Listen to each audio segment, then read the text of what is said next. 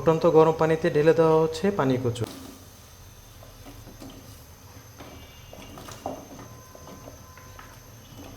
গরম পানিতে পানি কচুটা ঢেলে দেওয়ার পর এটা 5 থেকে 10 মিনিটের মতন জাল করা হবে বা খুব ভালো মতন সেদ্ধ করে নেওয়া হবে।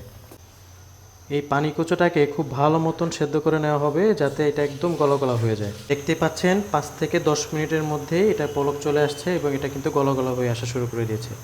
দেখতেই পাচ্ছেন 5 থেকে 10 মিনিট পর কচুটা কিন্তু গলা গলা হয়ে আসা শুরু করে দিয়েছে এবং এটা কিন্তু বেশ পাতিলের নিচ পর্যন্ত নেমে গিয়েছে। এরপর এখানে আরও অনেক কিছু দেওয়া হবে, তাই ভিডিওটা না টেনে দেখতে থাকুন। আর এই সময় কিন্তু আপনি একটা কমেন্ট করে জানাতে পারেন আজকের ভিডিওটা আপনি কোন জায়গা থেকে দেখছেন। এবার এখানে দিয়ে দেওয়া হচ্ছে 250 গ্রাম পরিমাণ কাঁচামরিচ। 250 গ্রাম কাঁচামরিচ দেওয়ার পর এখানে দেওয়া হচ্ছে একটা রসুন। রসুনটা বেশ বড় সাইজের ছিল। এবার এখানে দেওয়া হবে সামান্য পরিমাণ আদা কুচি। আদা কুচিটা আপনারা আপনাদের পছন্দ মতন দিয়ে নিতে পারেন। প্রথমত পানি কচুটাকে সেদ্ধ করে নেওয়া হয়েছে, এরপর দেওয়া হলো কাঁচামরিচ, রসুন, আদা কুচি। এবার দেওয়া হচ্ছে 2টা বড় সাইজের পেঁয়াজ কুচি। এবার এই সব কিছু কিন্তু খুব ভালো মতন সেদ্ধ করে নেওয়া হবে। সব কিছু দেওয়া হয়ে গেল, এবার খুব ভালো মতন নেড়ে মিশিয়ে নেওয়া হচ্ছে যাতে এই সব কিছু বেশ ভালো মতন সেদ্ধ হয়ে আসে এবং গলা গলা হয়ে যায়।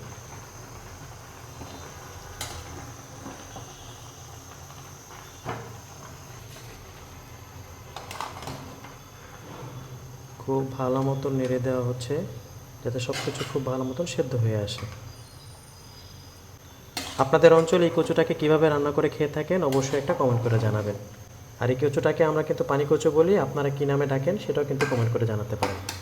আরও 5 থেকে 10 মিনিট জাল করার পর এখানে দিয়ে দেওয়া হচ্ছে স্বাদ মতন লবণ। এবার দেওয়া হচ্ছে 1 চা চামচ পরিমাণ হলুদ গুঁড়া। হলুদ গুঁড়া দেওয়ার পর এবার দেওয়া হচ্ছে 1/2 চা চামচ পরিমাণ জিরা বাটা। দেওয়া হচ্ছে 1/2 চা চামচ পরিমাণ রসুন বাটা। এরপর দেওয়া হচ্ছে 1 টেবিল চামচ পরিমাণ পেঁয়াজ বাটা। এবার একটা ডাল ঘুটনি নিয়ে খুব ভালো মতন এগুলোকে ম্যাশ করে নেওয়া হবে। এমনভাবে ম্যাশ করা হবে যাতে সব কিছু খুব ভালো মতন গলা গলা হয়ে যায়। আপনাদের কাছে যদি হ্যান্ড ম্যাশার থাকে তাহলে কিন্তু সেটা দিয়ে আপনারা এভাবে ম্যাশ করে নিতে পারবেন। এই পানি কচু দিয়ে কিন্তু বেশ মজার মজার রেসিপি এর আগে আমরা পেজে শেয়ার করেছি, চাইলে দেখে নিতে পারেন। ডাল ঘুটনি দিয়ে ভালো মতন ম্যাশ করার পর দেখতেই পাচ্ছেন কচুটা ঠিক এরকম হয়ে এসেছে। আরও কিছুক্ষণ ডাল ঘুটনি দিয়ে ম্যাশ করে নেওয়া হবে।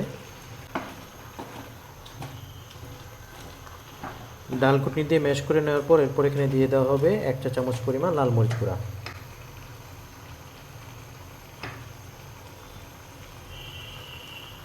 আপনারা যে যেমন ঝাল খেতে পছন্দ করেন সেই পরিমাণে এই লাল মরিচ গুঁড়াটা দিয়ে নেবেন। এবার লাল মরিচ গুঁড়াটা খুব ভালো মতন মিশিয়ে নেওয়া হচ্ছে।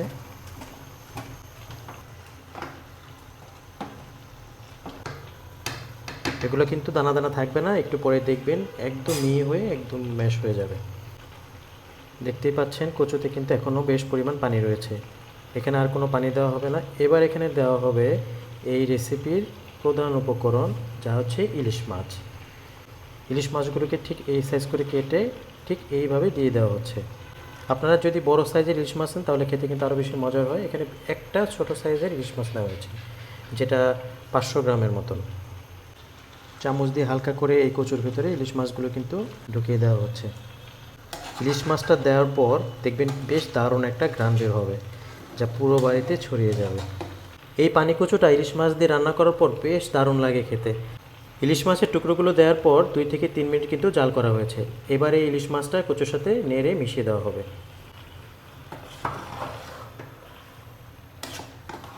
কচুর সাথে যখন ইলিশ মাছটা মিশে যাবে তখন কিন্তু আস্তে আস্তে থাকবে না, ভেঙে একদম গলা গলা হয়ে যাবে। দেখতেই পাচ্ছেন কচুগুলো কিন্তু বেশ দানা দানা রয়েছে, এগুলো কিন্তু আস্তে আস্তে থাকবে না। আরও কিছুক্ষণ জাল করার পর দেখবেন মিহি হয়ে একদম ভর্তা ভর্তা হয়ে যাবে। ইলিশ মাছের যে টুকরোগুলো ছিল সেগুলো কিন্তু ম্যাশ হয়ে একদম মিশে গিয়েছে। এই জিনিসটা খেতে কিন্তু অনেক বেশি মজার হয়। তাই আজকে ভিডিওটা যারা দেখছেন কালকে কচুটা কিনে নিয়ে আসবেন, সেই সাথে যদি ইলিশ মাছ থাকে তাহলে বানিয়ে খেয়ে দেখবেন। আশা করি অবশ্যই আমাদের কথা মনে থাকবে। পানি কচুর প্রসেসটা কিন্তু শেষ। এবার আমরা চলে যাচ্ছি এই রেসিপির পরের ধাপে। প্যানে দেওয়া হচ্ছে পরিমাণ মতন সয়াবিন তেল। প্রায় আধা কাপ পরিমাণ সয়াবিন তেল দেওয়া হলো। এই তেলটাকে খুব ভালো মতন গরম করে নেওয়া হচ্ছে। গরম হয়ে আসলে এখানে দেওয়া হবে আধা কাপ পরিমাণ পেঁয়াজ কুচি।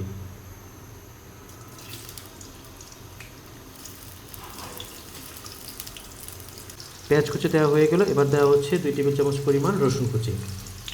এবার এই জিনিসগুলোকে খুব ভালো মতো নেড়ে ভাজা ভাজা করে ফেলা হবে। রসুন ভাজা হয়ে আসলে এবার দেওয়া হচ্ছে এখানে আধা চা চামচ পরিমাণ আস্ত জিরা। এই জিরা দেওয়ার কারণে বেশ দারুণ একটা ফ্লেভার আসবে। ভালো মতো নেড়ে ভেজে নেওয়া হচ্ছে সব কিছু। আজকের যে রেসিপিটা দেখানো হচ্ছে এইভাবে আপনারা একবার হলেও বাসায় বানিয়ে দেখবেন, দেখবেন অনেক বেশি ভালো লাগবে। রসুন আর পেঁয়াজটা কিন্তু একদম ভাজা শেষ। এবার এই জিনিসটা দিয়ে দেওয়া হবে কচুর সাথে।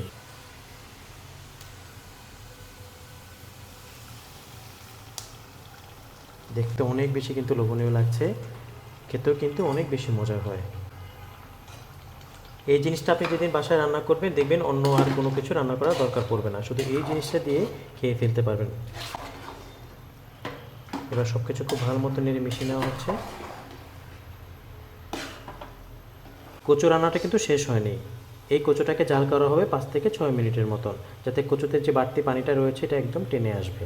কচু থেকে যখন পানিটা টেনে এসে এরকম পর্যায়ে চলে আসবে তখন কিন্তু রান্নাটা শেষ। কচু থেকে দেখেন একদম পানি টেনে চলে এসেছে। এবার এটা চুলার জাল বন্ধ করে পরিবেশন করা হবে। কচু থেকে পানি টেনে এসে যখন এরকম হয়ে আসবে তখন চুলার জালটা বন্ধ করে গরম গরম ভাতের সাথে পরিবেশন করবেন।